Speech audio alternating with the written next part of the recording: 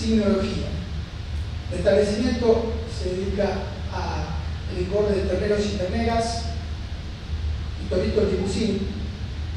Son criados, es decir, la parte de cría se hace en dos campos, uno de Rauch y otro de Tapalqué. Los provenientes de Rauch llegan el 5 de marzo, los de Tapalqué un mes más tarde. Total, quedan 266 animales, los cuales 130 machos y 136 hembras. En la fecha en que nosotros fuimos al campo, hay muerto 8 machos y 7 hembras.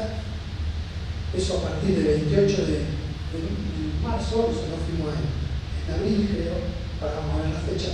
Y todos los muertos eran provenientes de Rauch, como algo llamativo. Cuanto al manejo nutricional, bueno, se hace un periodo de acostumbramiento de 15 días, consumen una ración a base de maíz, de soja, rollo de alfalfa y un premezcla biotel. Manejo sanitario, al arribo de los animales de Rauch recibieron vacunas contra el complejo respiratorio en diciembre y los de Tapalqué, que arribaron más tarde, fueron vacunados el 20 de enero. Además, se revacunaron con mancha y se los desparasitó al arribo.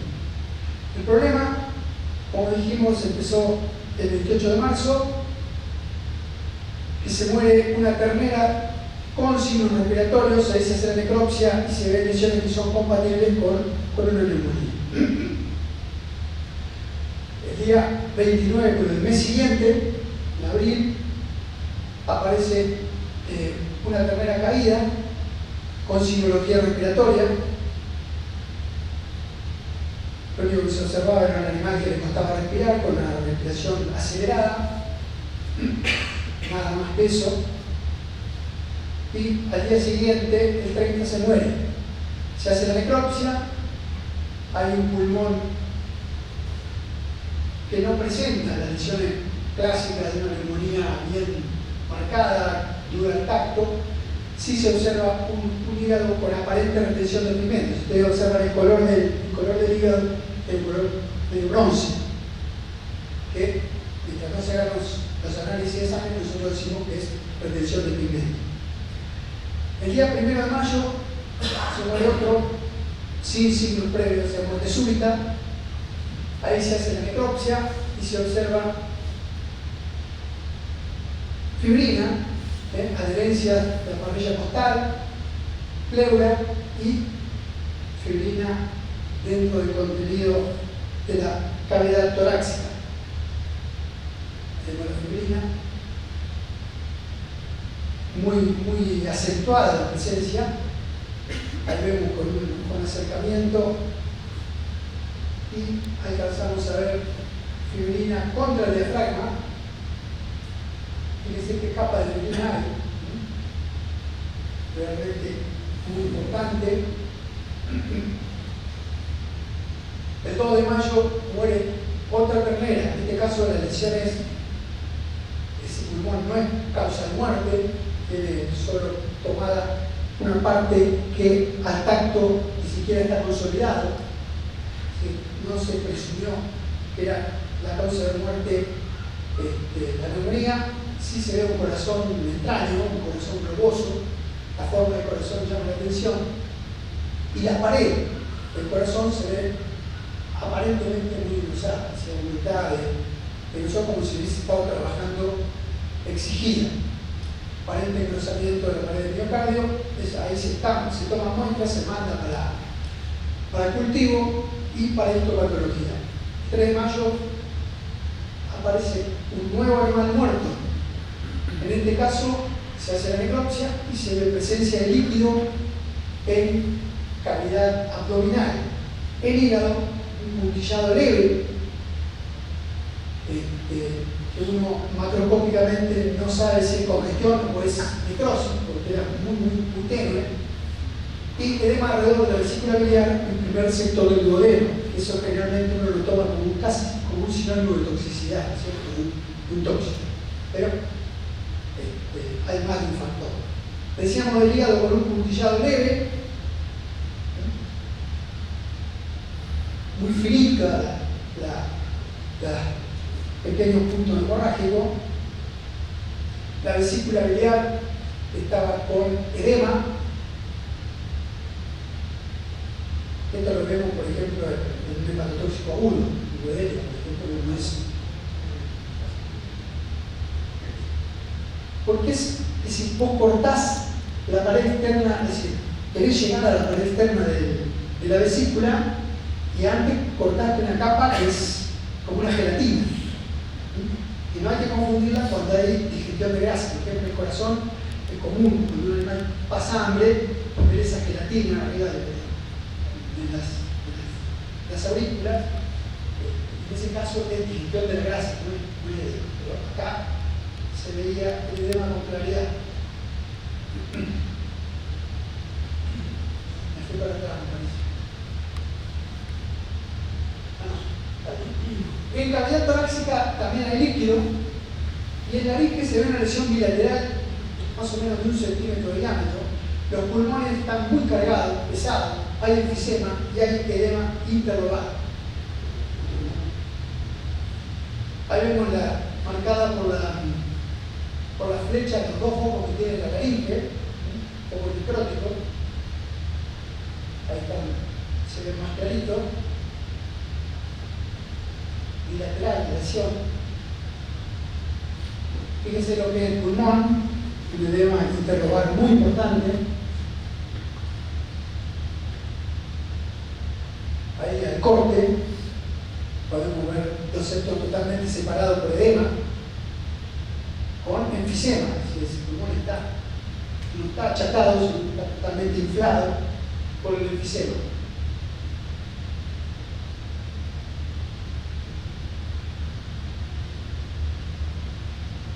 En el corazón se ven petequias, en el epicardio, pero en el miocardio se ve un foco en el ventrículo izquierdo, a la altura de los músculos capilares, se ve una lesión muy importante. Estas son las petequias que se ven en el epicardio. Eso se puede ver hasta en una hipomalicemia, en una lesión. Son pequeñas hemorragias en cara externa del corazón. Pero en este caso, fíjense, esto es toda una lesión. El miocardio es realmente causa de muerte, sin duda.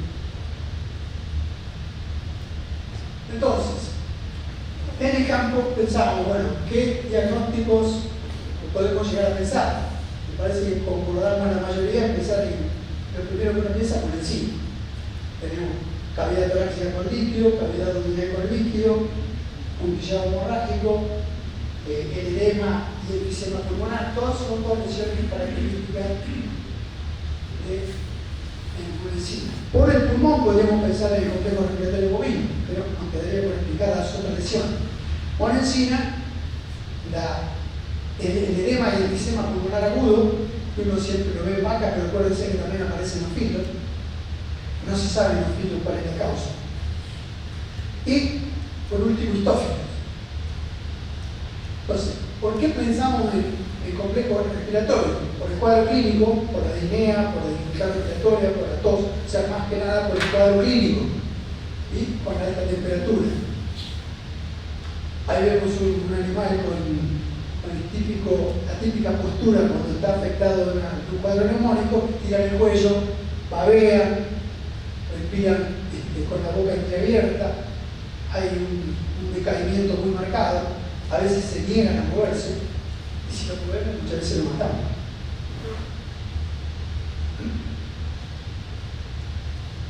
En la necropsia, bueno, en el caso del complejo respiratorio podemos tener diversas, en función de la etiología, podemos tener diversos cuadros.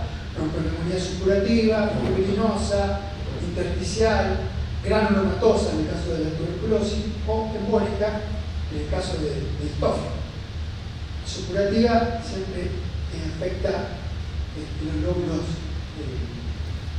caudal, con una consolidación bien marcada, dura al tacto, y si lo cortamos, le suma pus.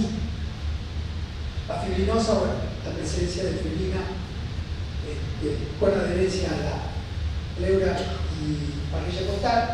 La intersticial en la EPA, la que vimos recién, tuberculosis, la granulomatosa, embólica, algo no nos cierra, nos está faltando algo.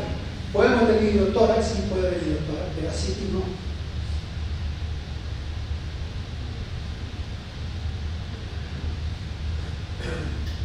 ¿Por qué coincidirían con monencina? Bueno, en cuadro clínico, muchas veces las consultas que resultan ser monencina vienen por una neumonía que no la pueden parar, se mueren, no hay forma de pararla, en realidad no es la neumonía la que los mata, sino la falla cardíaca, que lleva a la dificultad respiratoria, a todos los signos clásicos de una neumonía.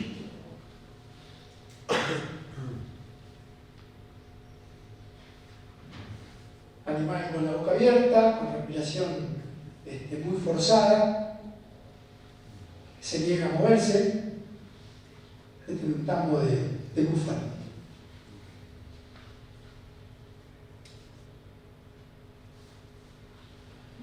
Y el cuadro de necropsia, donde volvemos a repetir lo mismo: ascitis, hidrotórax, puntillado hemorrágico, edema en la pared de la vesícula biliar, corazón con palidez del miocardio, pulmones con enfisema y edema alrededor de la vesícula y de la primera sección del duodeno, y también en el diafragma. Siempre la monencina afecta a los músculos de mayor actividad. Ahí vemos la citis, muy marcada. Ojalá siempre tuviera así, pero a veces está y a veces no. También se ve el edema, y es el edema tan marcado que está ahí, producto de la falla cardíaca que afectó el hígado. Ahí vemos el edema, rodeando el duodeno. El pulmón que no colapsa, con presencia de enfisema y edema. O sea, ahí tenemos el edema interlobar. Y originariamente ese edema es claro, es entre amarillo e incoloro. A medida que pasan las horas de muerto, la hemoglobina se va rompiendo los glóbulos rojos, la hemoglobina tiñe, ese líquido lo tiñe de color sangre. Y el corazón, con la lesión que pocas veces se ve, la mayoría, la verdad es que macroscópicamente con monencina, la mayoría de los casos no vemos la lesión, a menos que hagamos histología. Y el edema en la pared del diafragma, pero que afecta al músculo. Y el hígado con puntillado, en este caso, haciendo la histología, vemos que es una necrosis centrolobullar. Cualquier duda, aporten lo que quieran, cuando quieran. Edema y enfisema pulmonar agudo coincide en cuadro clínico, es igual. Respiración agitada, boca abierta, ruidosa, tiene una predilección a los Hereford. Si hay Hereford y Angus, va a haber siempre más afectados entre los Hereford que entre los Angus. Pero esta es la clásica, la vaca que se cambió de alimentación, a los 12 días aparece cuadro de neumonía tóxica, y mueren, no muchos, pero unos cuantos animales mueren cuando existe esta enfermedad, que se da tanto en pastura como en campo natural. Si tiene una pastura de mala calidad, está comiendo de mala calidad, pasa a un potero reservado, y ahí es donde se produce la muerte. Cuadro clínico, lo que vimos, todo lo mismo que vimos hasta ahora. Pulmón muy enfisematoso, no cabe en la cavidad torácica, muchas veces sale con la marca de las costillas el animal inspira, pero no puede expirar, y se forman esas bullas, son como pollas, son muchos alvéolos rotos contenidos por una capa, por una membrana, que es una ampolla. Son, vuelvo a repetir, alvéolos que inspira, cada vez se van llenando más, no puede expirar hasta que se rompe. Muy parecido a lo que pasa en el asma humano. Y el cuadro con las típicas lesiones de edema y enfisema interrogado. Histófilo. Histófilo ya sabemos que es una enfermedad bastante complicada por la cantidad de cuadros que tiene. Que nos complica porque vamos con la cabeza en una cosa y nos termina siendo otro cuadro, pero cuando es respiratoria, bueno, tiene lo mismo que acá. Los mismos signos que una neumonía, de la cual muchas veces forma parte, ¿no es cierto? Es parte del complejo respiratorio bovino.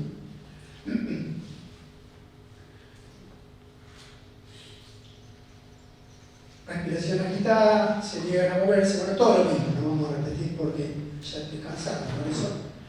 Y a la necropsia tenemos edema, cuando afecta la forma septicémica, tenemos todo el mismo cuadro que hemos visto hasta ahora.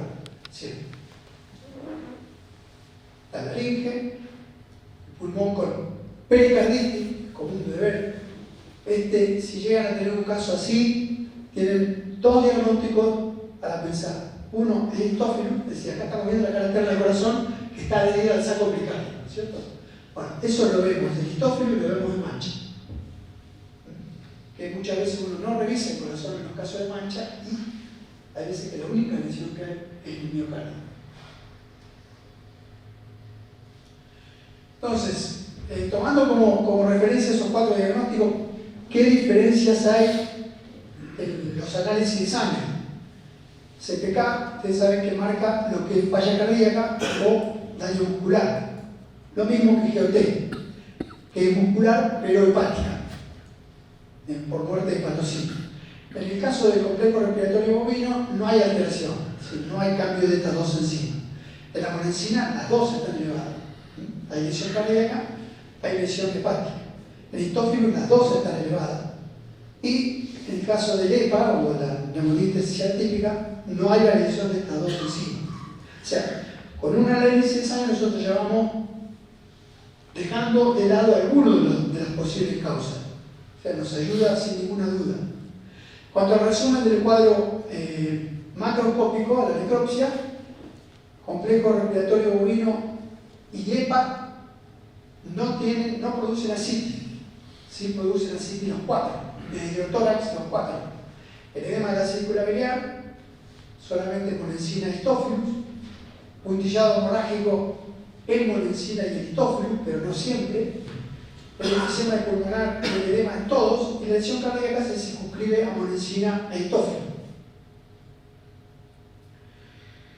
¿Qué muestras tomamos para darle claridad al caso? Bueno, en el caso del complejo respiratorio bovino, nos vale que vamos a tratar de saber qué bacteria está produciendo la muerte, o sea que vamos a hacer la extracción de un trozo de pulmón lo más estéril posible, y órgano de formol al 10%, monensina, sangre, por lo que vimos de la variación en la enzima, y corazón, pulmón e hígado para histomatología. Histófilos, parecido, pulmón, corazón y vaso para el cultivo. El cultivo de histófilos es complicado, no es una bacteria fácil de sacar. Órgano de formol y sangre. Y en el EPA, pulmón y órgano de formol.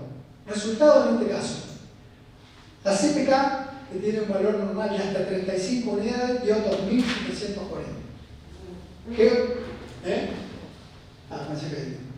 GOT, el valor normal es hasta 65, también está elevado, o sea que puede ser que esos dos valores sean exclusivamente producidos por lesión muscular, o puede ser que esté comprometido también el hígado.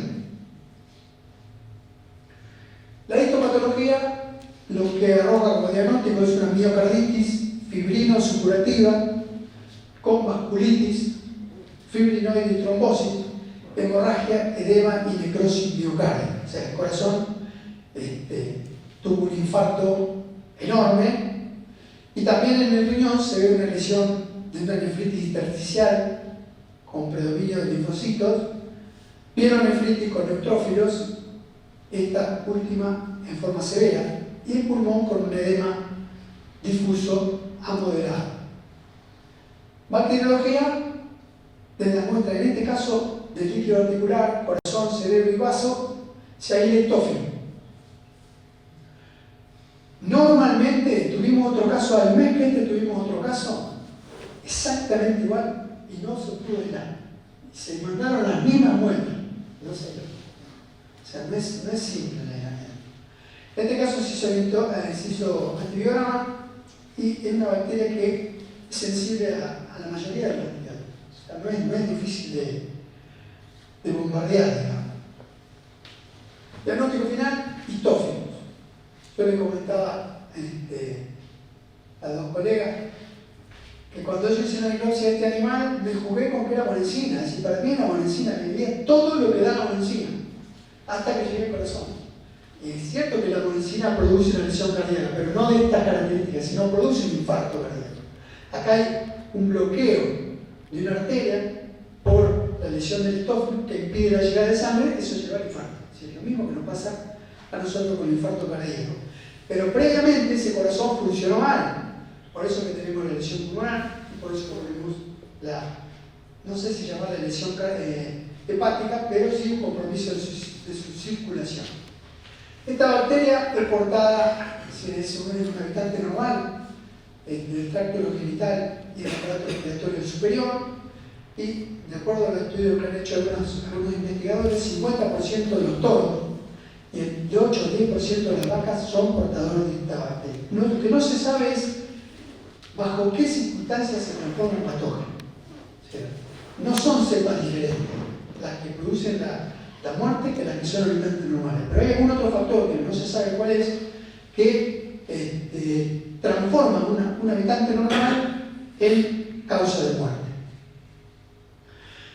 ¿Qué es lo que desencadena? Sí, se sabe, generalmente se ve que aparecen animales después de un transporte, después de un cambio brusco de temperatura,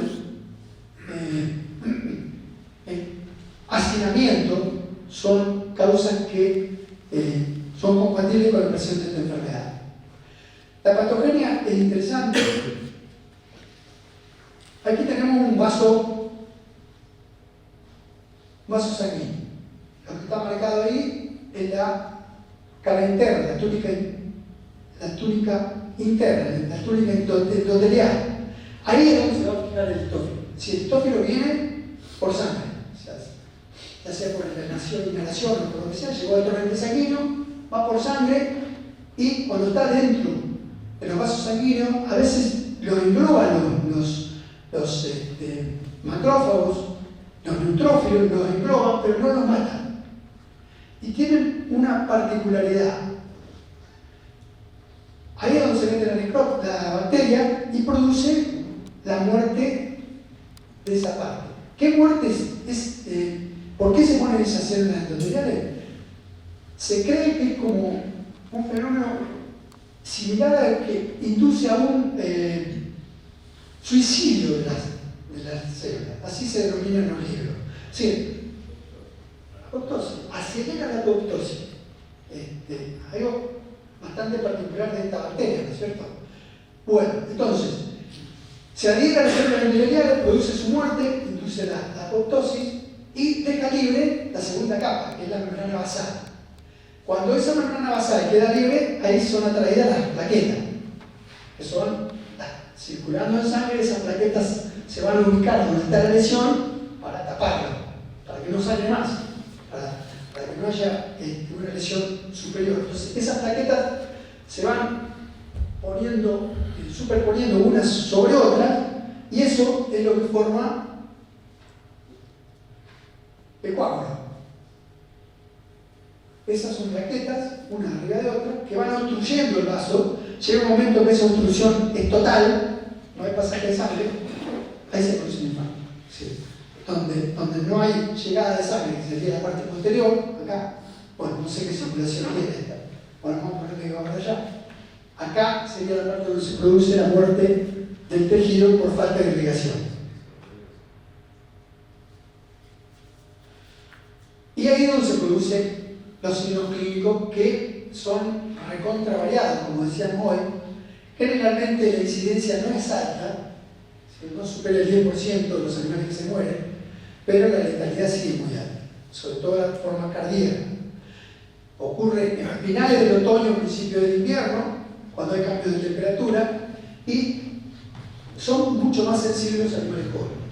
6 a los 12 meses es a los bichos que son proclives a tener histofilosis. La forma septicémica aguda da un cuadro respiratorio, o sea, ustedes imagínense que esa lesión en los vasos puede ser en cualquier vaso, del sistema respiratorio, cardíaco, cerebral, o sea, en función del vaso que haya sido lesionado, va a ser la presentación del cuadro, que puede ser respiratorio, cardiovascular, como el que estamos describiendo, el músculo cardíaco, el músculo esquelético y del sistema nervioso con la enfermedad que es muy parecida a polio, a IBR encefálico, a listeria. ¿Sí? Esta se le llama enfermedad del sueño. El bicho está como tonto, apagado y no responde a ningún tipo de estímulo. Ahí están los cuadros, se los mencioné. La otra que me faltaba y que no lo dije, es muy común ver poliartritis. Animales que después de un viaje empiezan rengo, manco, tienen hinchada la articulación y cuando uno la explora está caliente y tiene dolor. No es el único agente de producir poliartritis, pero hay que tenerlo presente. También da epididimitis, da abortos y da infecciones oculares. O sea, cualquier lado puede ser otitis también. Cualquier lado puede ser producto del efecto de esta bacteria sobre los endotelios vasculares. En el caso de la forma encefálica, da alta temperatura, el animal se aparta del resto y se lo ve totalmente deprimido. Tiene una característica, camina con el cuello, con la nuca ladeada. No sé si alguno de ustedes tiene campo en el norte, con la rabia se ve ese cuadro, que mueve la cabeza así. Si camina con el cuerpo derecho y la nuca torcida. Eso es característico también de dictófilo. Gira el círculo, bueno, todo lo que hayan visto ustedes con polioencefalomalacia, por ejemplo, es igual. Sí, es llamativa la depresión.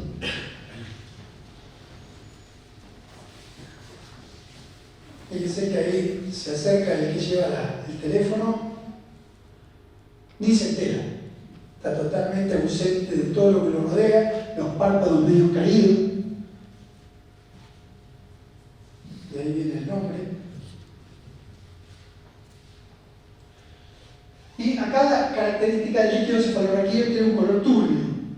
Por supuesto que no vamos a tener diagnóstico con eso, pero es un elemento que nos guía a pensar que se trata de dictófilo. Cuando hacemos el conteo de proteínas está elevado el líquido cefalorraquídeo. Hay también más células que lo normal. Y es la única que, de los cuadros nerviosos, que dijimos recién, polio, IBR, listeria, ¿qué me queda? Estófilo, el único que da lesiones visuales, macroscópicamente, es estófilo.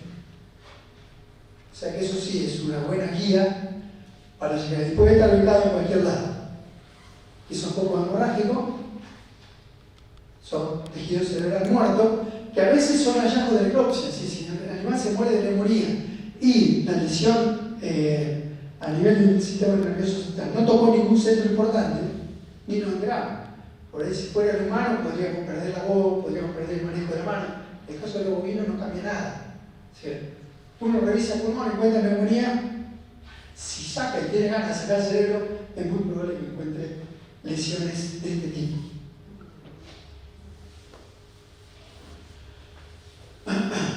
Bueno, la forma respiratoria es el cuadro de neumonía, siempre con fibrina. Fíjense, acá tenemos la parte de afuera, estamos en cavidad abdominal, acá estamos en la cavidad torácica, fíjense la capa que hay de fibrina contra la pared del diafragma. Fibrina, ahí vemos la capa de fibrina que tiene más de 1,5 centímetros, 2. Pero Pastorela también nos da eso. Poliartritis, signos clínicos, lo que decíamos recién, son animales rengo o manco.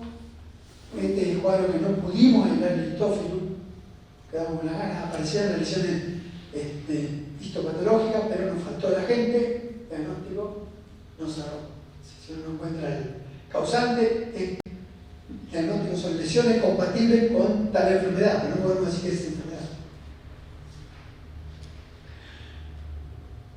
Si nosotros palpamos, esa articulación está caliente, retira el animal el miembro y el líquido es muy abundante de color amarillo. Hasta mandamos líquido articular y no salió.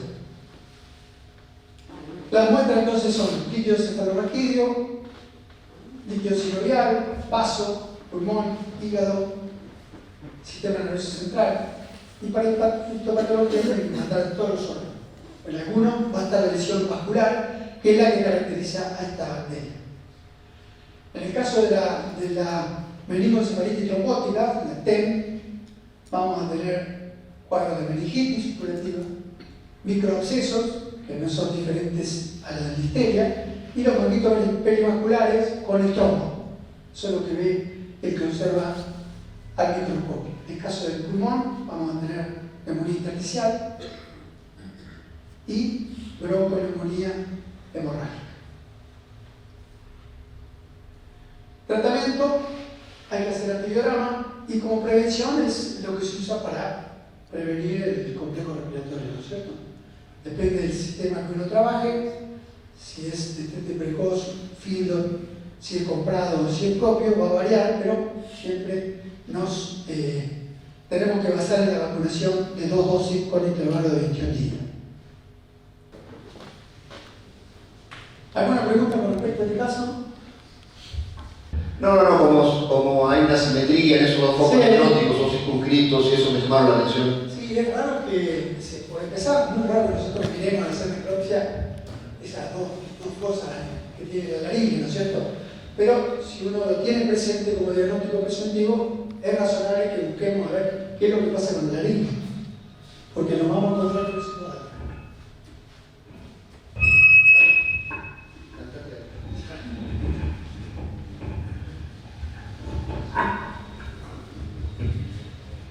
La vacuna contra el histófilo anda de regular para atrás. Es una bacteria muy particular y no se sabe por qué, pero bueno, yo no sé por qué, pero no funciona como corresponde. En esas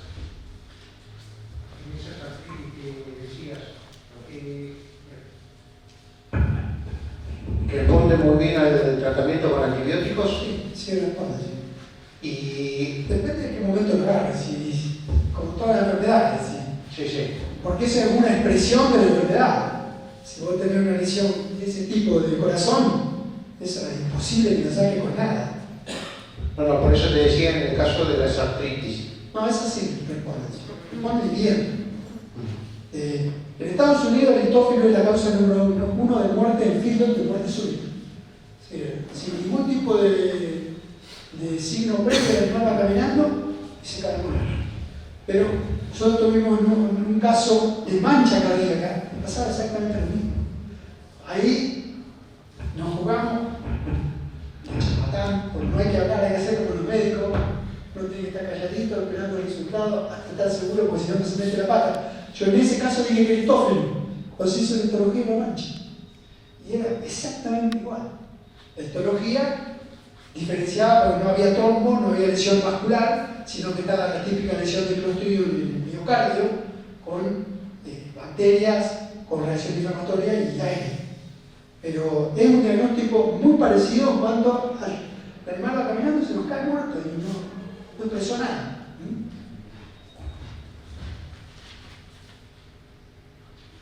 Así que todas las vacunas se supone que hay en el mercado son una ayuda, pero no esperemos que vacunando digamos, bueno, no es una vacuna de mancha. Sabemos que si hacemos bien la vacunación tenemos respuesta. En este caso, deja que desear. Lo cierto es que estos dos brotes que tuvimos, se dio antibiótico y se vacunó y se cortó totalmente, no hubo ni un solo caso más. Así que, bueno, no sé si el antibiótico o la vacuna, pero hay consumo. ¿El antibiótico cómo lo dieron? La terapia de antibiótico. Se hizo antibiograma. Se le dio a todos los animales. Una sola dosis. Sí. Anduvo bien.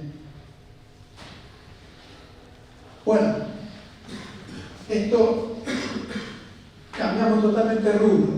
en cuanto al tipo de enfermedad. Muerte de terneros en un cierre coral. En febrero, de 200 animales habían sido detectados y encerrados hacía 15 días. Habían sido vacunados contra mancha, contra complejo respiratorio y antiparasitario y manejo nutricional.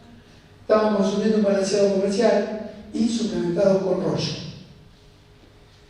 A la semana del encierro comienzan a observarse animales afectados. Los signos clínicos eran apatía, adinamia, disminución de consumo, dificultad para incorporarse, decúbito lateral y muerte. Murieron 18. Este era uno de ellos. Dicho que no está en buen estado, pero no se para. Sino intenta, pero no se para. La temperatura, salvo algunos, la mayoría estaban entre 38,5 y menos de 40, hay uno con 40, eran cosas normales, y la ocultación pulmonar no detectaba ningún tipo de lesión. Se hace la necropsia y lo que se encuentra es ascitis, idiotórax, un severo edema perirrenal, riñones muy pálidos y aumentados de tamaño, mucosa vomasal congestiva y con presencia de pequeñas semillitas. Fíjese el edema perirrenal que tiene el bicho. Ahí adentro está el riñón. Impresionante.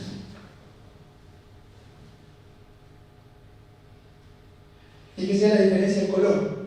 Hoy mismo en la afección hepática era amarilla. En este caso es transparente.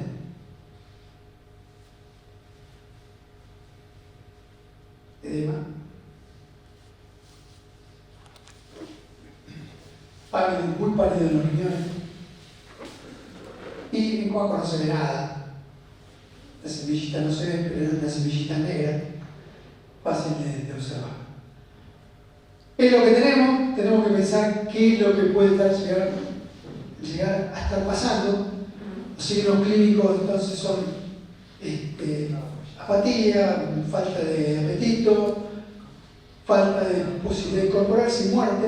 Y la necropsia tiene una colecta de líquido transparente, más o menos 20 litros, así, idiotórax, severo edema perirrenal, riñones pálidos, con pérdida de arquitectura. ¿A qué se debe? ¿Una falla cardíaca? ¿Una falla hepática crónica? ¿Una falla renal? ¿Se quieren jugar por alguna? ¿Monencina? No me cierro. Pero da ese edema. Hay casos en los cuales hay edemas terribles. Cuando más largo es el proceso, más edema hay y más acumulación de líquido. Pero eso es lo que decíamos con respecto al color. No hay que tomarlo como una regla, pero sí es diferente.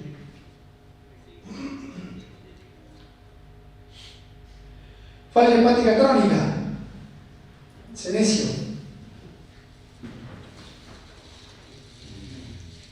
Cualquier cantidad de líquido por falla hepática. Edema por todos lados, sin ningún tipo de lesión ni signo clínico previo hasta que se desencadena. Uno ni sospecha que hay una falla cardíaca semejante, e incluso nosotros hicimos seguimiento de enzima, porque había un hombre que tenía un caso, no sé si no fue con vos, que había vendido la barbillona y estaba intoxicada. El hombre decía, bueno, yo no quiero venderle la barbillona intoxicada, vamos a hacer un análisis, las que están intoxicadas, le pago o se las devuelvo, no sé. Realmente el tipo se portaba como debía. Hicimos todos los análisis y no salió nada, y se morían. A los 2 o 3 días se morían otra vez. O sea, es un cuadro que tiene tanta capacidad de recuperación del hígado, de regeneración, que la lleva, a pesar de estar totalmente cirrótico.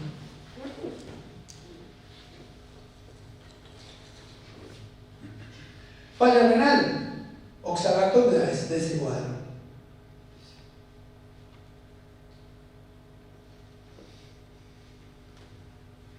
Fíjese el color del líquido, nada que ver con lo anterior. pero da un cuadro parecido. Los tres son parecidos en realidad. Bueno, tomamos muestra para ver lo que sea falla hepática, la vamos a ver en los valores de calcio, de fósforo, de urea y creatinina. Con esos 4 valores, si hay una falla hepática, nosotros lo vamos a detectar. Si fuera con encina, CPK IgG tendría que estar elevada, se recorrieron los corrales para ver si había planta tóxica y se mandaron órganos en formol. Estos son los resultados. Vamos a verlo un poquito más. Fíjese, la urea no subió, cosa extraña, tendría que haber subido, pero no subió. Pero fíjese la creatinina, de 4,9 a 18 tenemos un valor de 255, o sea, totalmente alterada la creatinina. Fíjese la relación calcio-fósforo, está invertida. Hay una hipocalcemia y hay una hiperfosfatemia. Y la CPK se mantuvo normal. O sea, esto ya es un indicio muy serio de que estamos frente a un problema renal. Recorrimos los corrales y lo que veíamos, de acuerdo a lo que nos comentaba el dueño, es que estaba lleno de maleza cuando entraron. Cuando nosotros fuimos, lo único que quedaba eran los tallos, los palitos, se habían comido todo. Este caso es muy importante para aquellos primeros días del encierro. Es decir, cuando uno dejó de usar el corral, que está totalmente fertilizado por la harina, por la materia fecal, viene maleza del color que piden. La mayoría son acumuladores de oxalato. Y es muy factible que tengamos este tipo de cuadro. Después ya no, porque no crece nada más, pero después del descanso es muy común que haya quinoa, yuyo colorado o verdolaga, que son todas malezas que producen lesión renal. Ahí vemos el foco inflamatorio en el riñón, con células inflamatorias, y si hacemos una observación con luz, con una luz especial en el microscopio, se ven los cristales de oxalato de calcio.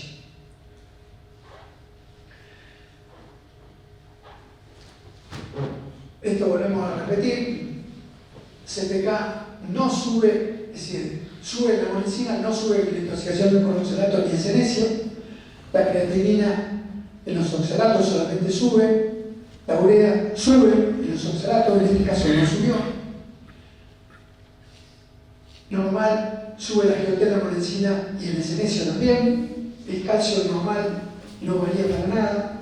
Sigue en los oxalatos donde baja y el senecio está normal. El fósforo se mantiene normal, sube los oxalatos y normal en el senecio. La monencina afecta al hígado, no al riñón, sí al pulmón y sí al corazón.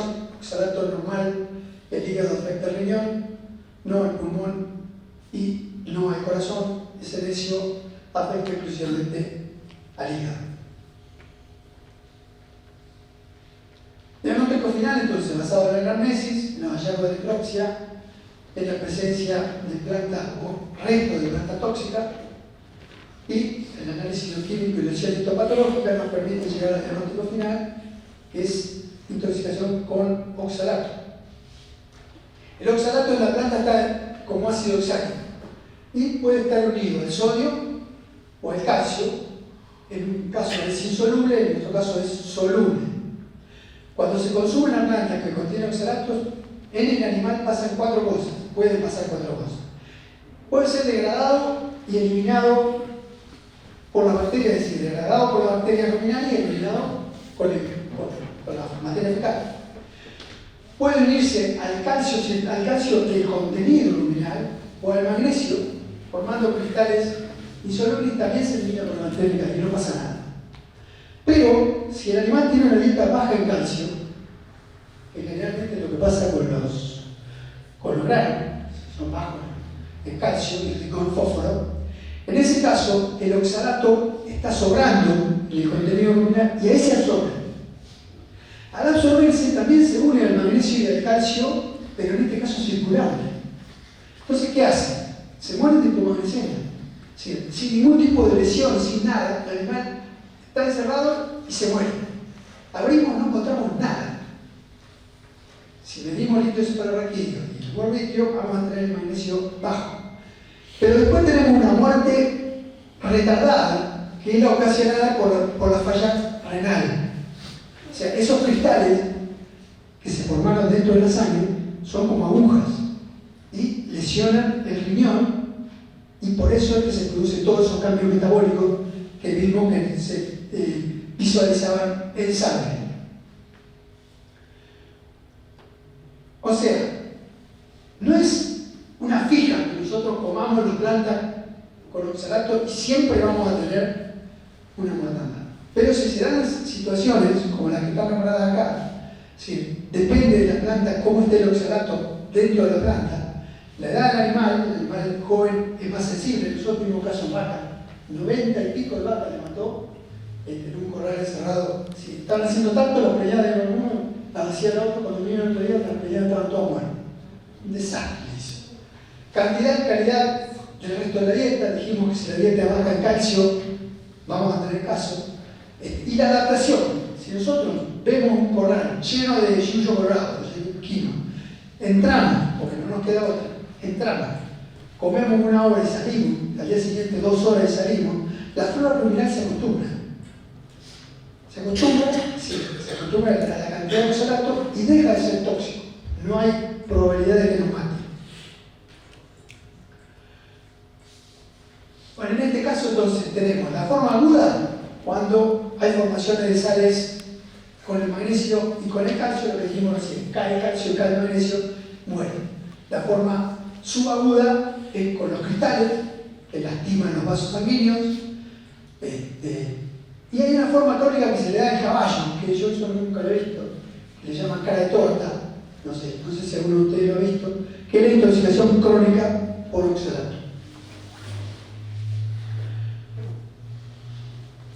Bueno, esto ya más o menos lo mismo, o sea que hay una muerte súbita, una muerte aguda prácticamente sin signo. Tuvimos un caso que nos vino a buscar el veterinario y dice, ya, tengo un caso, no puedo revisar la vaca, entro al corral, entro al potrero y me chocan el auto. Y vos entrás y te corren, eso es magnesenia. Nosotros tardamos 6 o 7 horas en ir, la eficiencia del Estado. Estábamos ahí nomás y tuvimos problemas de ir inmediatamente, pero cuando llegamos las vacas no tenían nada. Sí, había vacas con depresión, pero nada que ver con el cuadro que nos había indicado. Precisamente son las formas de la intoxicación. Cuando en la forma aguda o hiperaguda es por carencia de magnesio, y la otra es por una lesión más retardada que se da por la lesión renal. Estas son las plantas, que las conocemos todas. Son plantas recontra común. Yuyo colorado, la quinoa, la verdolaga, la lengua de vaca, el vinagrillo, la remolacha o acelga blanca, y esa que yo les mencionaba, que las vacas estaban re locas, era por esta planta, que crece en las lagunas. La laguna que se seca tiene a triplex. Ahora vamos a ver la foto. Características en común, que crece en suelo fértil, campo alto, o en los corrales de filo, en los rastrojos de maíz o soja, en las puntas, donde no llegó el herbicida, ahí están estas plantas. Son de crecimiento rápido en otoño y el ciclo en primavera, verano, otoño. Yuyo colorado, esta tiene la particularidad de que no se sabe, produce exactamente el mismo cuadro, pero no es oxalato. Y no se ha descubierto cuál es el cuadro. Se da lo mismo, pero no es oxalato. La quinoa generalmente crecen todas juntas, están siempre juntas. La verdolaga, esta es carnosa, esta es más rastrera, pero comida con avidez por los animales, puede contener hasta un 9% de oxalato.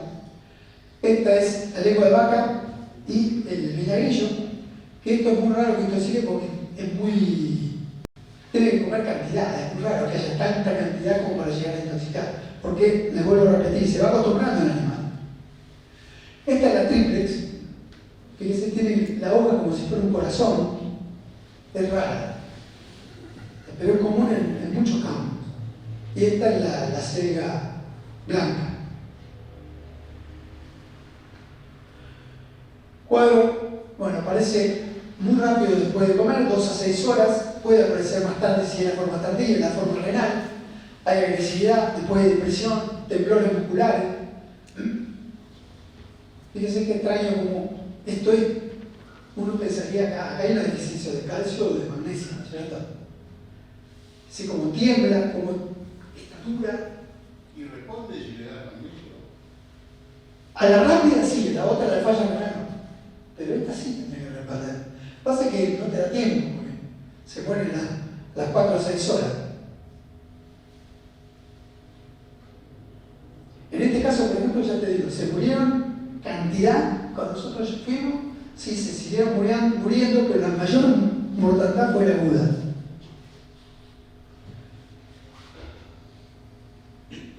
Hipoglucemia, el tratamiento es por medio de producto inyectable. La renal mueren todos, se esa falla renal no hay forma de acomodarla. Y sí, lo que tenemos que hacer, si vamos a entrar en un corral, es desmalizar. Si nosotros cortamos, el oxalato se volatiliza, se deja de ser tóxico.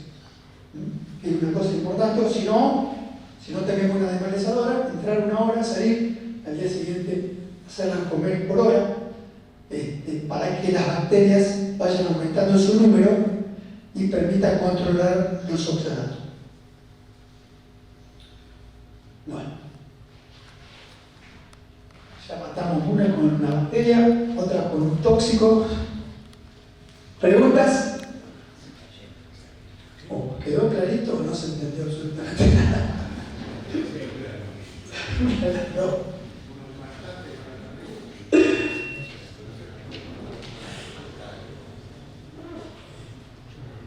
Bueno, este es un problema muy ligado a condiciones climáticas, aunque en el caso no era época de sequía, pero viene muy bien para la sequía que hemos padecido y que seguramente, no sé cuántos años, pero la vamos a repetir, ¿cierto?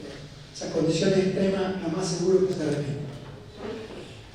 Este es un problema que se presenta en un tambo muy grande, ¿sí? Tenían 6 tambos la gente, con 2.300 vacas en ordeñe, 800 vaquillones en servicio de 15 a 18 meses, y la reposición era de un 30%.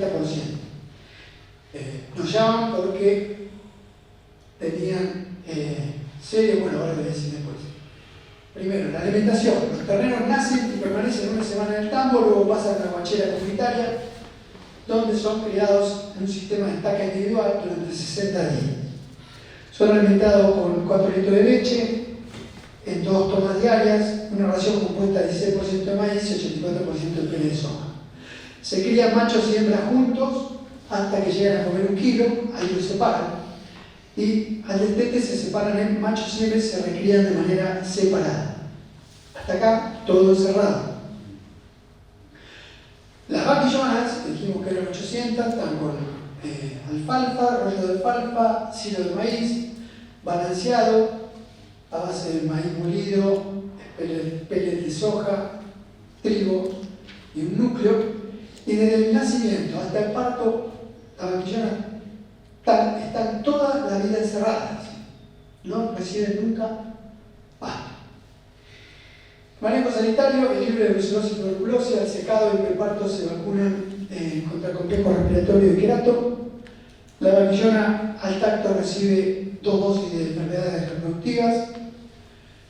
En el último tercio de gestación se vacunan contra el complejo respiratorio y diarrea neonatal. Los terneros, 2 dosis contra el Clostridium, complejo respiratorio y querato. A los 3 meses se vacuna contra el lepto y a los 6 meses se repite complejo respiratorio y Clostridium. Problema: tienen abortos, nacimiento de terneritos ciegos y débiles que mueren transcurridas 48 a 72 horas. Se da exclusivamente en los hijos de vaquillonas, no en la vaca. De las 421 vaquillonas que habían parido, el 40% nacieron afectados, de las cuales 96 murieron. La ceguera también se presenta en las terneras de reposición, tanto en los machos y en las vaquillonas, y en estos últimos se observó exoftalmo y convulsiones. Uno de los terneritos, que fíjese cómo tira el cuello para atrás, o pistótono, débiles. Fíjese el color de los ojos, no sé si se alcanza a ver, si ahí se ve azulado. Tiene la cabeza como bombada. Esta es la recría, ciega. Se lleva todo por delante.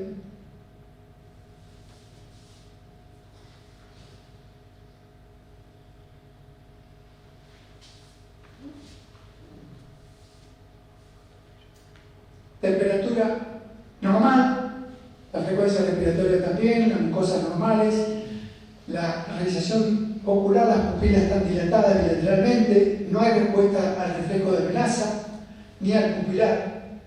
Y los animales más grandes tienen exoftalmo, ojos azules y convulsiones. Aquí fíjense cómo están los vasos espinozales, totalmente rojos, y el ojo medio azulado. Se efectúa la necrosis del ternerito, 5 horas tenía de edad, hay congestión meningia del cerebro, congestión meningia y protruye el cerebelo por el foramen magnum, se sale para atrás, por eso que el bichito está con el cuello para atrás, por un exceso de líquido cefalorraquídeo, comprime el cerebelo hacia atrás. Los huesos craneales eran blandos, grandes pero blandos. El globo ocular con una notable miriácea, el resto de los órganos no tenía lesión aparente.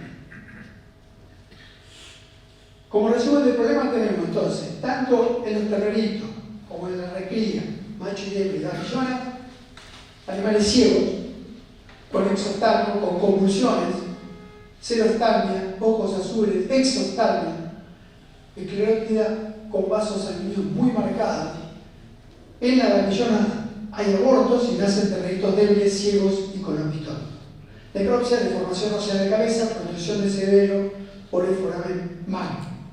Diagnóstico presuntivo: diarrea bovina, estenocarpela, diplodia o hipovitaminosis A. La diarrea bovina coincide con los abortos, la opacidad corneal y la ceguera, puede producir exoftalmia. Nacen débiles, no pueden incorporarse, hay opitótono, puede haber hernia del cerebelo y hay aumento de líquido cefalorraquídeo. O sea, mucho de lo que estamos viendo. No coincide, no hay xeroftalmia. En los adultos es raro que la diarrea bovina produzca ceguera y no produce convulsión. Ahí tenemos un ternerito con diarrea bovina. No maneja la cabeza para nada, no se puede parar. Si le damos a tomar, toma. Pero fíjese los ojos saltones. O sea, muy parecido a lo que estamos viendo.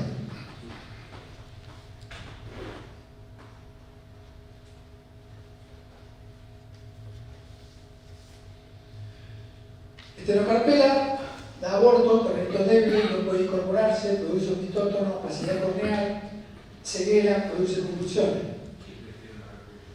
La diplodia en realidad es estenocarpela.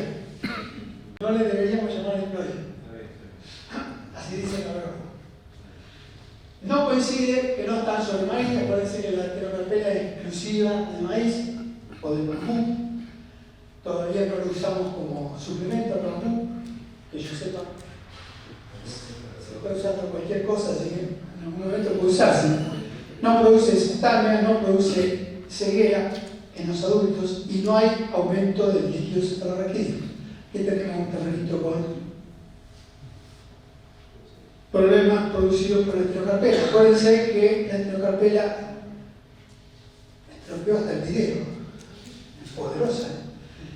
La estenocarpela produce aborto. Acuérdense que no lo tenemos nunca en cuenta como causa de aborto.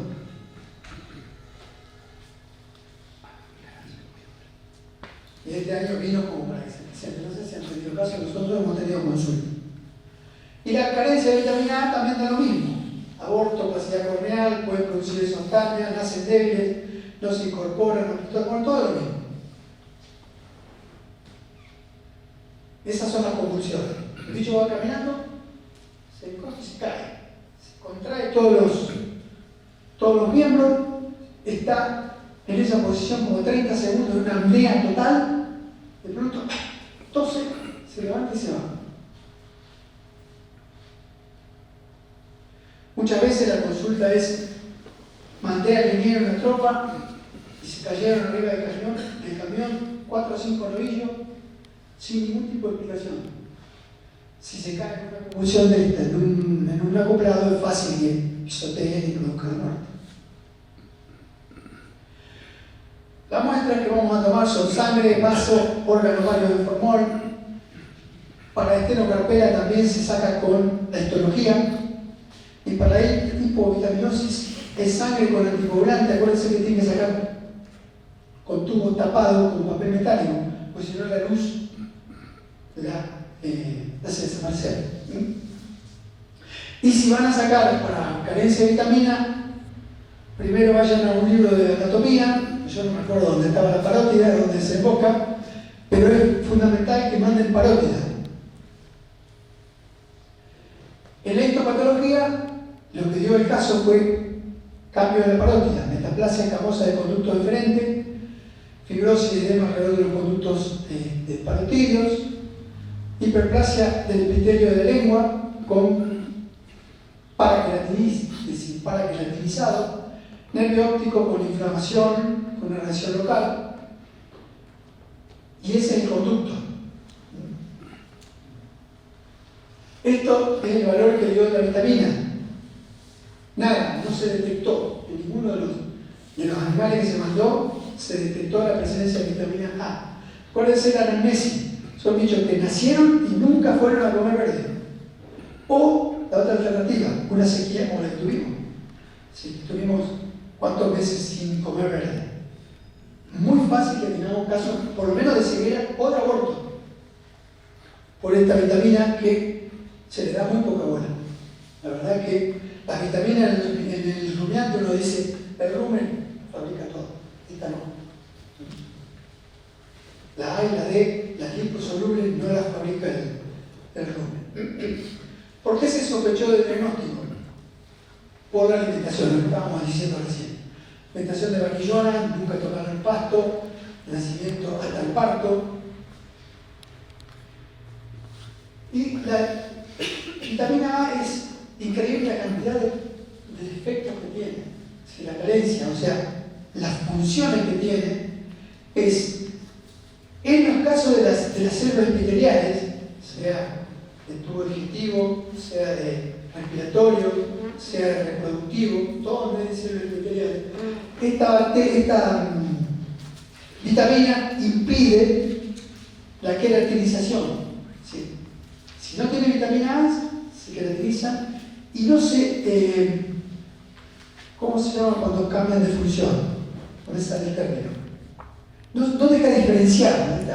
La diferenciación que hay de los tejidos y las células epiteliales son todas iguales, después por su función específica se transforman en secretoras, o en el caso del plexocoroide permite la formación de líquidos cefalorraquídeos y tiene funciones especiales. Con todas esas funciones las pierde si no tenemos vitamina A. Entonces, cuando uno se pone a pensar, los signos que se ven, todos son explicables por esa falta de función de los órganos por la carencia de vitamina A.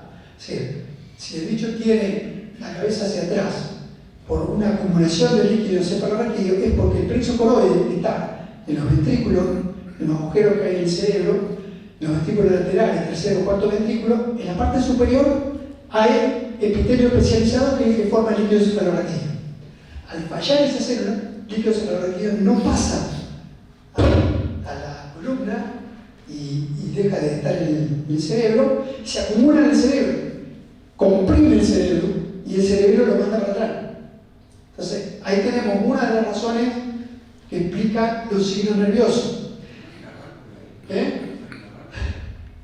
Sí, hay una válvula, pero si no salen de los ventrículos, la válvula funciona. Es muy común, vos abrís el cerebro y está lleno de líquido. Y es más, a veces comprime la masa encefálica y la deja como una telita. O sea, es diferencial de diarrea de bovina tal cual. Pasa lo mismo. El efecto sobre la visión es por varios caminos. Uno, la falta de caroteno. Falta de caroteno produce anomalías en los fotorreceptores. Lo que dijimos recién, el edema papilar, hay aumento de la presión del líquido cerebral. Esos dos cuadros son reversibles si nosotros damos la vitamina A.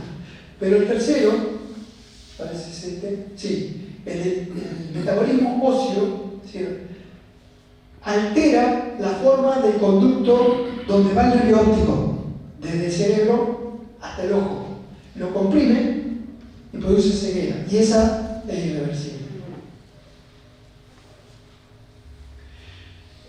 ¿Cómo actúa sobre los huesos? Bueno, produce el reemplazo de los osteoclastos por osteoblastos. O sea, hay mayor cantidad de producción de tejido óseo, pero muy blando, que es lo que se notaba en el cabrito. Se deforma a veces la cabeza, son huesos grandes y blandos, y sobre el área reproductiva también produce efecto en el macho y en las hembras. El macho baja la función de espermatozoides y en las hembras la tasa de concepción. Produce aborto, nacimiento de ternitos débiles, ciegos, que mueren a los 3 días. Y también tiene efectos sobre el aparato inmune. Ahí vemos el ternito con la cabeza bombada. Afecta a todas las razas, a todas las edades y a ambos sexos. Pero el macho son más sensibles porque el cuerpo lúteo produce un precursor de la vitamina A en la hembra. ¿Cuándo se presentan los filos? Con el cierre, cuando los cierres son muy prolongados, pasan los 4 meses, 5 meses.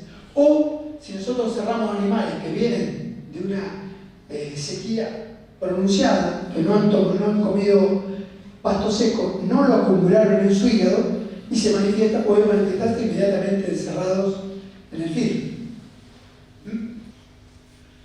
Periodo de sequía prolongada. La vaca, si come verde, tiene la capacidad de comer mucho verde. Cuando come mucho verde, 3 o 4 veces lo que necesita en realidad, va al hígado. Y eso tiene una duración si conserva la vitamina A y la va liberando por 3 a 4 meses. O sea que en condiciones normales de clima no pasa nada. El tema es cuando hay una sequía prolongada o tenemos los animales encerrados como este tambo que nunca tocaban el verde. También la pastura rica en nitrato produce ceguera por carencia de vitamina A. O sea, hay una competencia entre el nitrato y la vitamina A que puede llegar a producir ceguera. Y los signos son pérdida de peso, pelaje reducido, empieza con una ceguera nocturna. Nadie se va a poner un objeto para que se lo choque el animal, pero es la forma de detectar tempranamente la carencia. Si nosotros le ponemos un palo a la nochecita o al amanecer, se lo lleva puesto. Después ya hay ceguera permanente. También está relacionada con el aumento del porcentaje de neumonía, porque tiene efectos sobre el sistema respiratorio, al aumento de las diarreas y las convulsiones.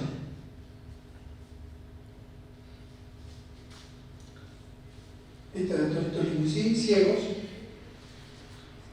el estado no está afectado, pero el bicho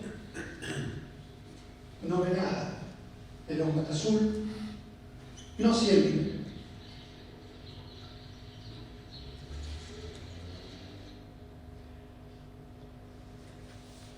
Y este es el cuadro convulsivo.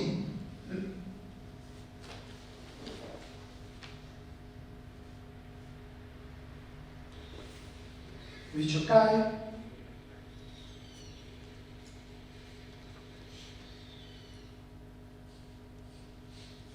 Esa parte ya la vimos.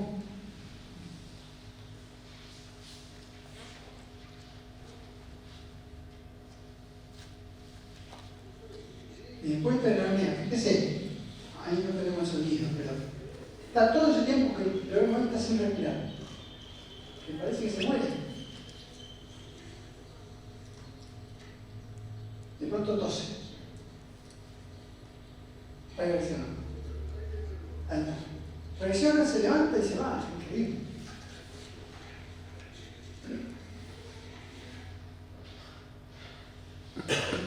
Toma la muestra, bueno, volvemos a repetir lo mismo. Tenemos que mandar la sangre tapada. Si podemos mandar hígado, también se mide la concentración en tejido. Esto se hace en el laboratorio humano. En Mar del Plata lo hacen en un laboratorio que tiene parte veterinaria.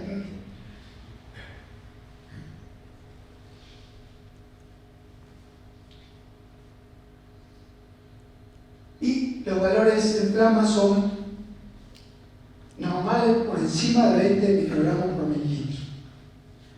En el hígado por lo menos tiene que haber 4 microgramos por gramo. Tratamiento curativo, entonces, si en realidad uno lee en la zona de Estados Unidos donde hay mucha sequía, automáticamente, bueno, estamos, se aplica vitamina A. Si se inyecta vitamina A, está cubierto totalmente. Nosotros no tenemos costumbre todavía. ¿Cada cuánto se repite? No, una sola dosis es inyectable, por una sola dosis funciona. Una sola dosis. Pero hay que darle, bueno, lo que dice ahí, son 440 unidades internacionales para mantenimiento, que es distinto a la producción, si queremos actuar de forma curativa. La solución acuosa es mejor que la oleosa. Y ahí tenemos el tratamiento preventivo. Esto es, las unidades son por kilo lo que necesita, 40, por eso que se le da alrededor de 6.000, 7.000 unidades que permite cubrir por un tiempo de riesgo. Intramuscular, 50, 60 días, que es poco más que en un filo, casi que no se necesita más. En tambo no creo que pase más tiempo sin comer verde que eso.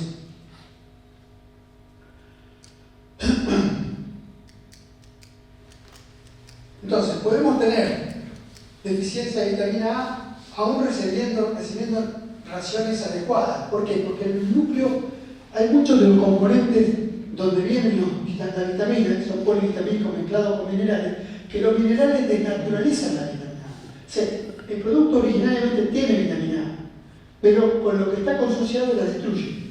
O sea, nosotros pensamos que estamos dando vitamina A, en realidad no estamos dando nada.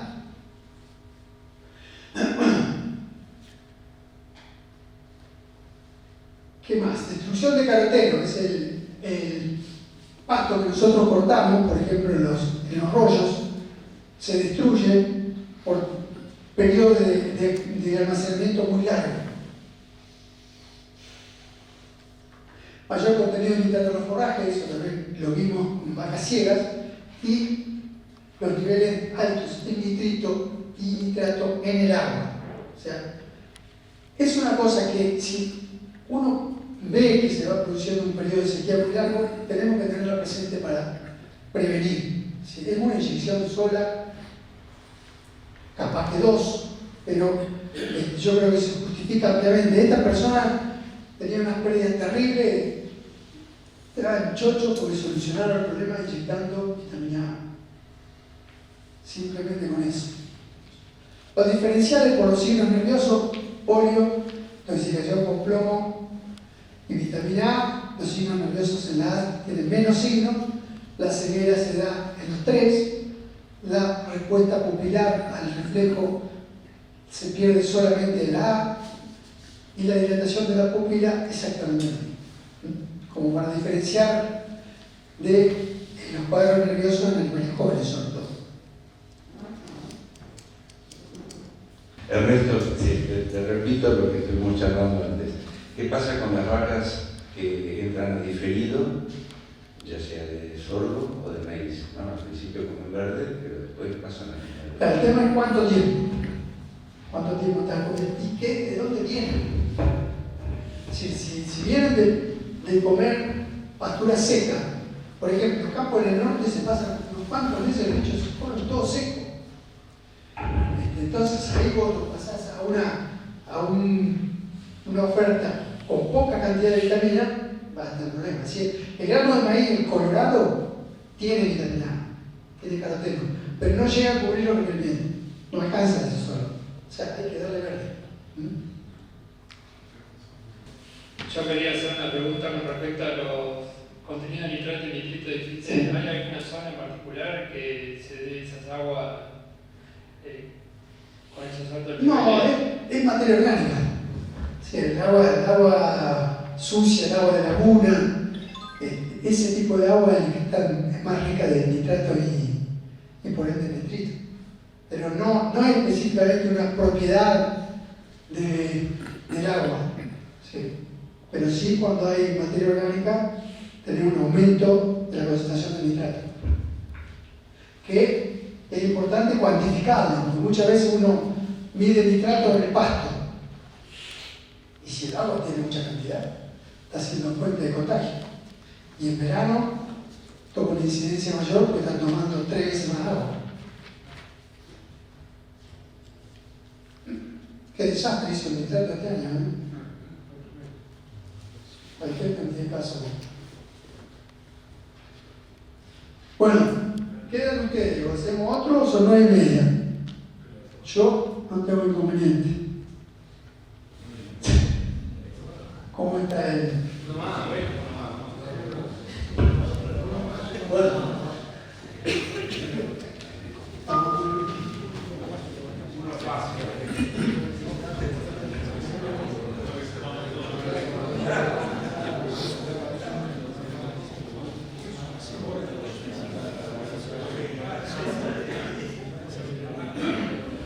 Bien complicado.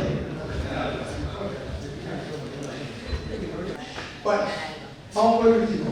Septiembre, llamado por un establecimiento donde se mueren los novillos. En la Prida, un campo de 2.000 hectáreas, los rodeos afectados son 328 animales de 14 meses de edad, 350 kilos de peso. Los novillos fueron vacunados contra mancha, complejo respiratorio. Están sobre una pastura de muy buena disponibilidad. No, esta era buena disponibilidad, no tanta, pero muy aguachento. Había llovido 300 milímetros en agosto y una vez que se le acaba el verde, pasan a encierro. Problema, comienza el 5 del 9. Parecen 12 novillos muertos, 5 caídos sobre la pastura, signos clínicos descritos por el veterinario, convulsiones clónico-tónicas, incoordinación de movimientos y nerviosismo. El diagnóstico presuntivo del veterinario fue hipoglicemia, trató y hubo respuesta en los 5 afectados. Fueron cambiados a un lote con mayor disponibilidad. El 6 de 9 murieron 7. Continuar la mortandad, se le aplica una vacuna de clostridial. Se los encierra para suplementarlos con 2 kilos de cebada por día. Los afectados fueron tratados con un bacteriostático. 7 de 9, mueren 5. 8 de 9, mueren 5. 9 de 9, 2. 10 de 9, 2. Si me enfoco para arriba es cuando se van a tener el campo. Pero lo dejamos de abajo. 10 de 9, mueren 2. 11 de 9, 2. Total de afectados, no, los animales afectados a partir del 7 de 9 presentaron temperatura elevada, deshidratación, anorexia, dinamia y muerte. Total de muertos 35 novillos. El examen clínico de los afectados estaba 7 en el total, 5 tenían hiperexcitabilidad y disnea, 2 estaban de cúbito lateral y deprimido. Temperatura corporal normal. Hallazgo de necropsia. Presencia de líquido color ámbar en cavidad abdominal. Después de poca cantidad, pero había, ahí lo marca la flecha. Líquido amarillo.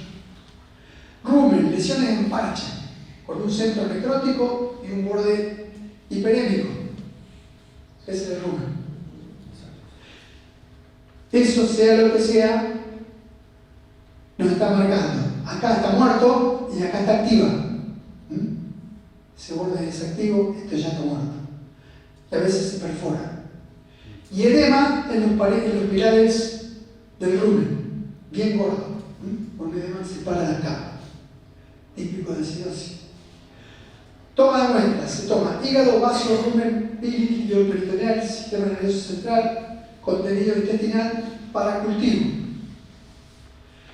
Líquido cefalorraquídeo, humor vítreo, suero, agua y pasto para magnesio o bioquímica en general. Y órgano informal para hacer histopatología. Resultado. Los animales chequeados daban algunos con valores normales de calcio, algunos bajos, pero poco. Fósforo tampoco era muy llamativo, pero sí el magnesio. ¿Cierto? La mayoría estaban con una hipomagnesemia importante.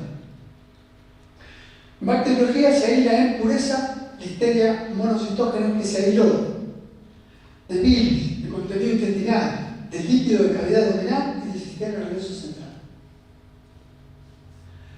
Histopatología: ruminitis micótica con fibrosis, enteritis fibrino-necrótica difusa y severa, hepatitis periportal mononuclear y nefritis intersticial. O sea, está lesionado el hígado, el riñón, el rumen y los intestinos. Ahí tenemos la hifa del hongo en la pared del rumen. Ahí lo tenemos nuevamente. Tratamiento: los 7 animales fueron tratados con antibióticos, se cortó la cebada, no hubo más muerte, fin del brote. Se salvó el veterinario. ¿Cuáles son sus diagnósticos presuntivos? Hipomagnesemia, acidosis, listeriosis, ruminitis micótica. Hay que jugarse por una acá. Ahí me gusta, le da todo. Hipomagnesemia. Se heló el cerebro. A favor, sinología. Los animales al inicio del brote se morían con hipomagnesemia, tuvieron buena respuesta al tratamiento y los valores de magnesio en sangre fueron bajos. O sea, hay argumentos para pensar en hipomagnesemia. El estado corporal muy bueno. ¿Qué no? Hipomagnesemia no da lesiones. Las lesiones microscópicas tampoco concuerdan. ¿Qué es un novillo? El 94% de los casos de hipomagnesemia son vacas en buena, muy buena condición corporal. ¿Puede darse novillo? Sí, pero hay que tener mala suerte. Listeria. ¿Quién se apoya a la listeria? Consumo de material ensilado, que era la cebada, como para pensar en la fuente. El aislamiento positivo. Puede ser una septicemia y se aisló de todos lados. Puede ser. ¿Qué no? ¿Por qué no? No hay lesiones microscópicas compatibles con listeria. La inmunohistoquímica que detecta el antígeno dio negativa. La sinología clínica tampoco es compatible. La incidencia es muy alta y el periodo de incubación es más de 15 días. Ahí vemos un toro con listeriosis, cuadro generalmente clínico. La depresión muy marcada, giro en círculo, una oreja caída. Este toro estaba comiendo unos rollos con listeria. Toro de cabaña.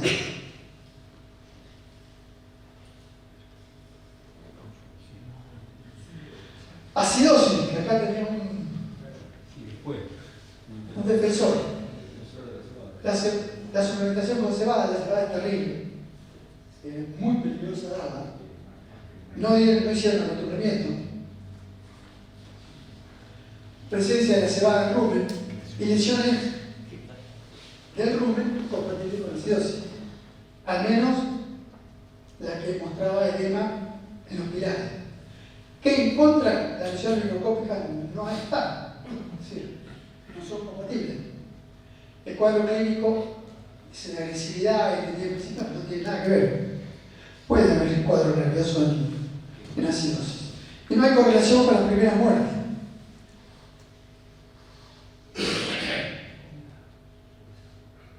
¿El cuadro nervioso que se puede dar una posible polio posterior a la acidosis? Esto describe el veterinario que había convulsiones y agresividad. que no serían lesiones comunes en polio, es decir, no serían signos comunes en polio. Es más la depresión, lo que a uno lo lleva a pensar en polio. Inicialmente tiene un cuadro de excitabilidad, se lleva por dentro los alambrados, pero no agresividad. Ruminitis micótica, hay peritonitis, lesiones del epitelio del rumen, observación de las hifas en histología, exposición al concentrado. En contra de la duración del brote, la exposición de concentrado no condice con el inicio del brote. Y si hay otra causa del comienzo del brote, o sea que haya dos diagnósticos. Diagnóstico final, ruminitis micótica secundaria a una acidosis por consumo de cebada sin acostumbramiento previo. ¿Podemos declarar empate? O sea, esto es común cuando hay una acidosis subclínica, aparece la mucormicosis o ruminitis micótica, que es una patología totalmente silenciosa. Hasta que se muere. Generalmente esos parches se perforan y lo que uno ve en la necrosis es una... ¿No había accesos accidentados? No. Puede ser una raya muy... No, ahí.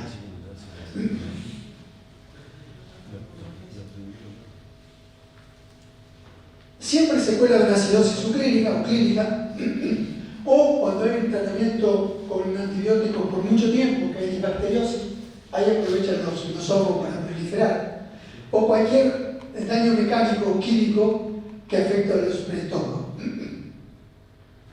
Los hallazgos de necrosis son contundentes, y cuando uno ve un rumen con esos parches, esos son hongos, ese crecimiento redondo. No hay otro diagnóstico diferencial. Y bueno, los hallazgos microscópicos, la presencia de la hifa contundente. Entonces el diagnóstico se basa en las lesiones macro, micro y la técnica especial de edición para sacar el hongo. Otro método también puede ser por PCR, diagnóstico es reservado, lo que dijimos recién, uno lo descubre cuando ya está poniéndose.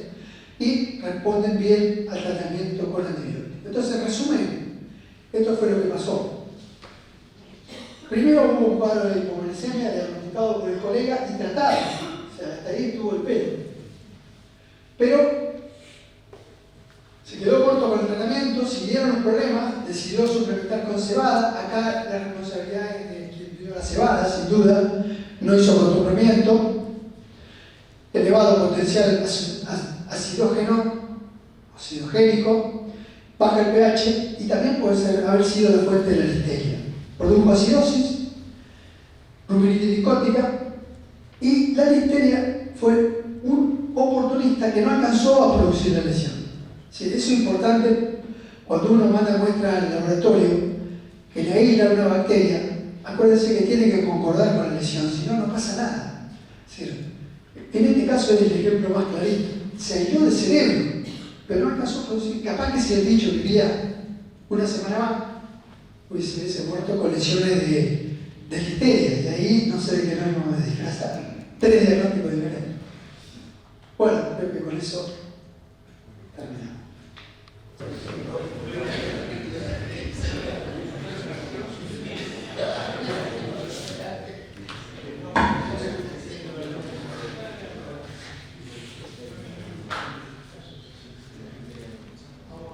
Olvidar todo lo que sea. Bueno, un campo que produce leucin, problema 3 años consecutivos que aparece en terreno recién nacido con fotosensibilización. A los 2 días empieza con fotosensibilización.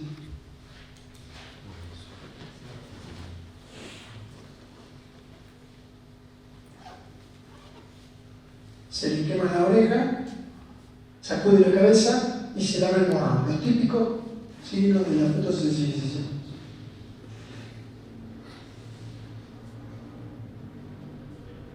Los lugares más sensibles, la oreja,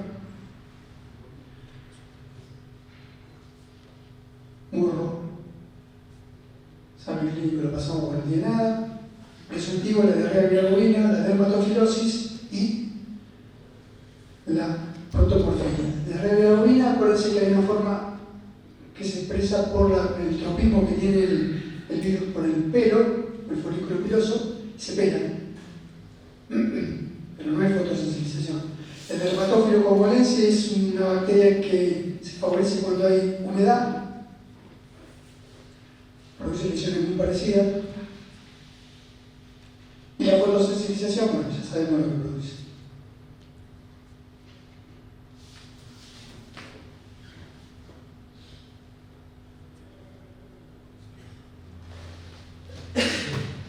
Entonces, virología dio negativo, la patología dio nada significativo, pero sí nos permitió descartar los dos.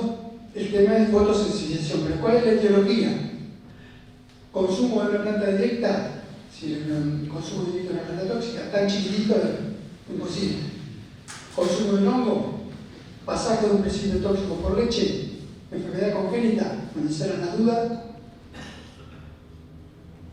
Ya sabemos que hay una primaria, una secundaria y una congénita. En este caso, con 2 días de vida, lo que dio el análisis de sangre no dio variación de las enzimas, pero sí dio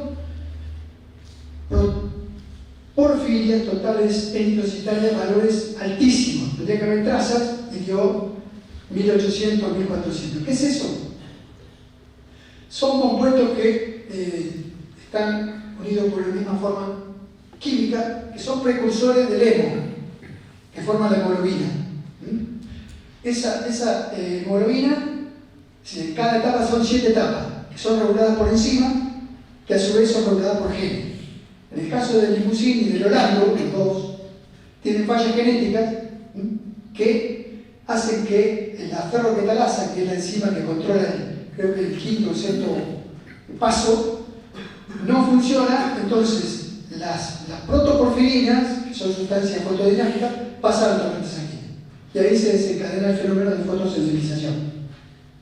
En humano pasa exactamente lo mismo, hay una enfermedad que es exactamente igual. O sea, hay una fotosensibilización que es mortal y que es exactamente igual. Nosotros nos enteramos que había un congreso de protoporfiria en Mar del Plata, de humano, y nos fuimos a plantearle el caso nuestro de los animales. Estaban enloquecidas las doctoras. Nunca pensaron que a los animales les pasaba lo mismo. Y nos hicieron los análisis con un HPLC, un cromatógrafo. Estos serían los patrones. Cada uno de estos picos es una porfirina. Siempre cuando se inyecta sangre, esta, no sé cómo se llama, pongámosle X, va a salir siempre al mismo tiempo. O sea que sabemos que si hay un pico a esa altura, es esa sustancia. En el caso de la protoporfirina, siempre sale entre los 30 y los 40 minutos. Ese es el pico de la protoporfirina. Este es previo a probar el aparato, o sea que no había ningún tipo de pico. Nosotros nos llevamos sangre de vaca, de la madre, del ternero, un ternero sano y de un ternero enfermo. Ese es sano, no hay ningún pico. Este de la madre, no hay ningún pico. Este es el ternero enfermo, justo el pico sale entre los 30 y los 40 minutos. O sea, la persona que hace el análisis contundente tiene pico de protoporfirina en sangre. O sea, el diagnóstico está totalmente resuelto. Se hizo sobre el hígado, quiere decir que el pico es menor, pero aparece el mismo pico. O sea, el diagnóstico totalmente confirmado. Esto ya lo dijimos. Fotosensibilización congénita, y la enfermedad se llama protoporfiria congénita eritropoyética bovina. Si se lo acuerdan, me salió la puerta. Yo felicito. Les decía, esto es propio del limusín y del blond diacuetano.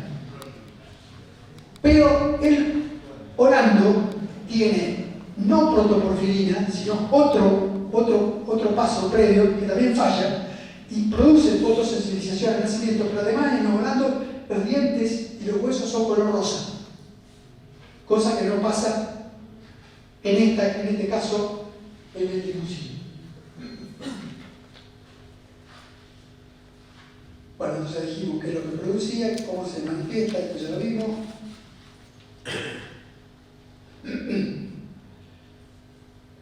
dijimos. Y se hereda como un defecto simple autosómico recesivo, es decir, se necesita un toro portador, cruza una vaca portadora, ahí con los dos genes, 50% de las crías van a nacer enfermas. El humano no es recesivo, sino que es dominante. Entonces, si cruzamos un toro portador con una vaca portadora, vamos a tener 25% heredan dos genes, o sea, va a ser enfermo. 50% va a ser portador y 25% no va a tener nada.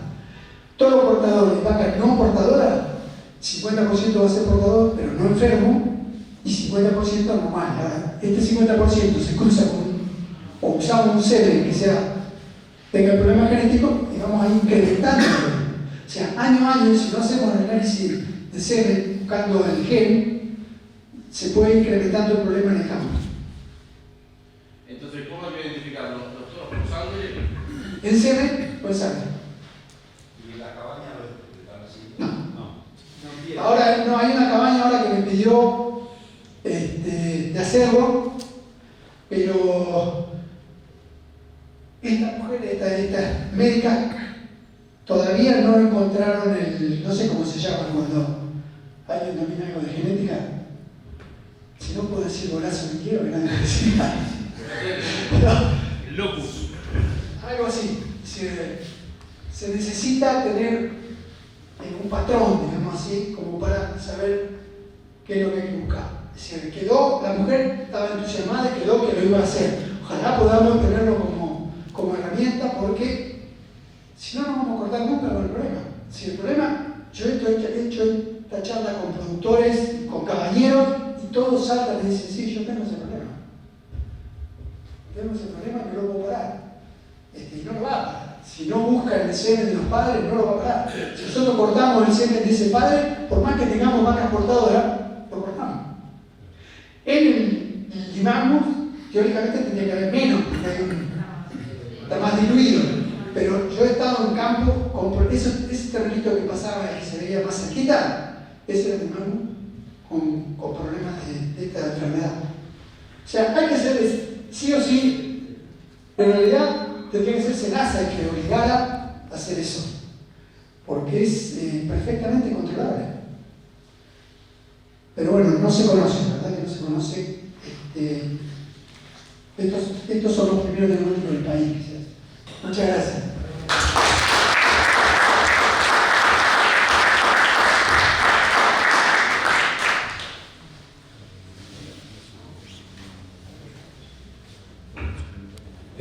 Bueno, nuevamente las gracias, Ernesto, por esta exposición que siempre nos sorprende con cosas nuevas. Y bueno, agradecer a todos los presentes y en el nombre del Distrito 14, del Colegio Veterinario y de la Comisión de Grandes, un pequeño presente que como recordatorio y también que valga como respeto de todos los veterinarios y el domingo del Día Veterinario para que lo festejemos. Hay un poquito de todo. Bueno, muchas gracias. Ahora vamos a comer.